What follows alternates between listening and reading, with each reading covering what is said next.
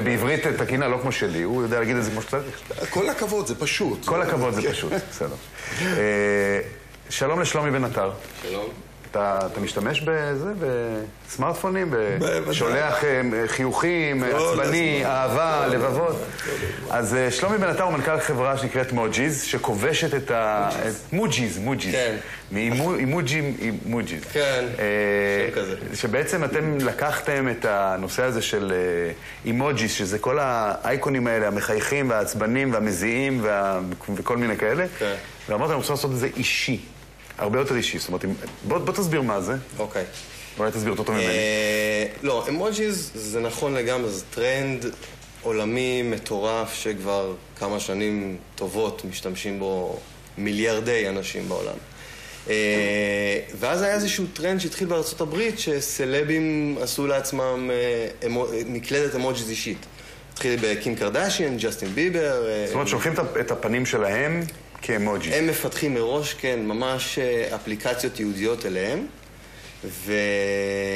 ואז אנחנו אמרנו בעצם, למה שלא יהיה לכולם?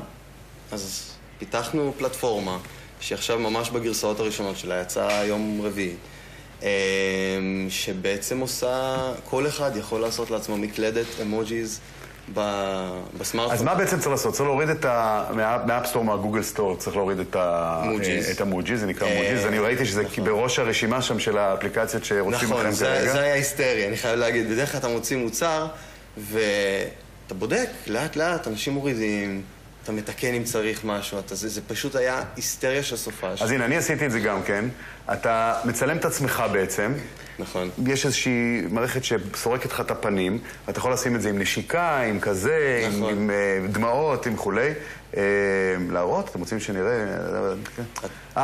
אצלי הכל מלא, אם אתה רוצה וקודם כל, גם עשיתי לך ולאסף, מבעוד מועד. לי? כן? רגע, שאלה טכנית. איך אתה יכול לעשות, אבל אתה צריך לצלם אותי, לא? או שאתה יכול לקחת מתמונה קיימת? בעיקרון אז זהו. מה שאנחנו רוצים באפליקציה זה שאנשים ישחקו קצת.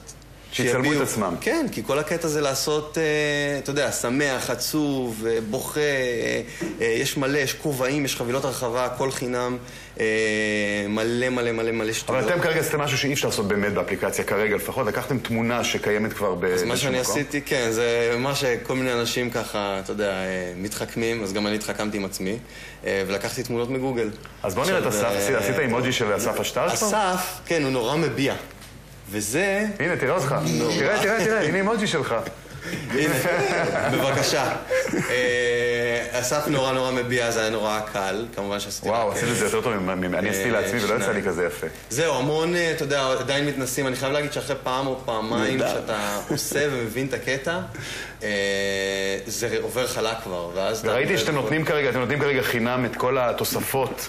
יש כל מיני פרצופים וכל מיני הבאות וכל מיני עצוב, שמח.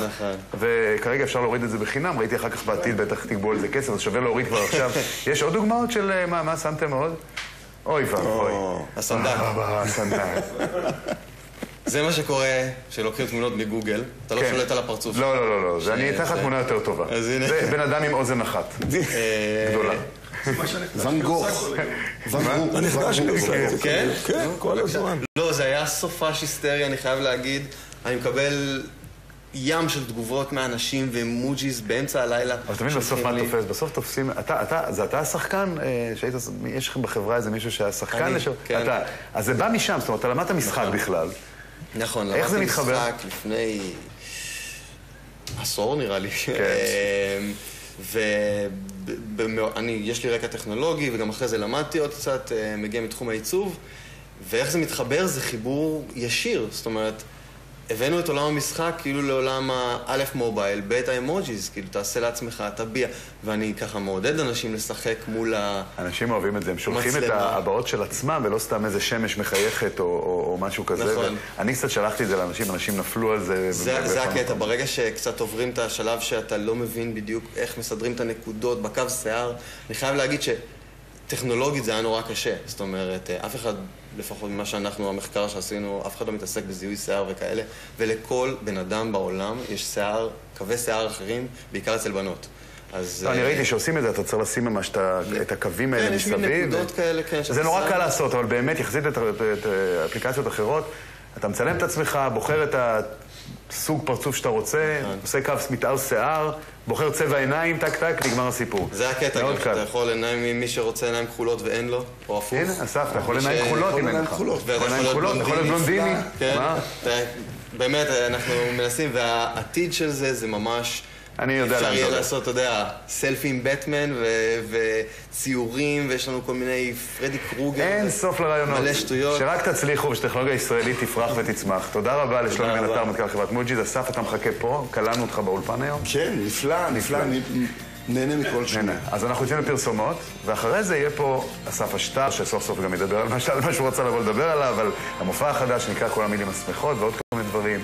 ואריק סיני וסולו יורמן יהיו פה בסוף. בקיצור, יהיה שמח, תישארו איתם.